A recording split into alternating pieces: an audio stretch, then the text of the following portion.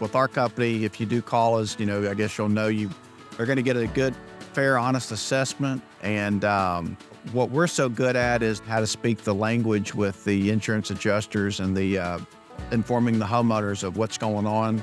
When you have a loss, they owe for what was existing and like, kind, and quality. So they owe for exactly what's there, and that's all.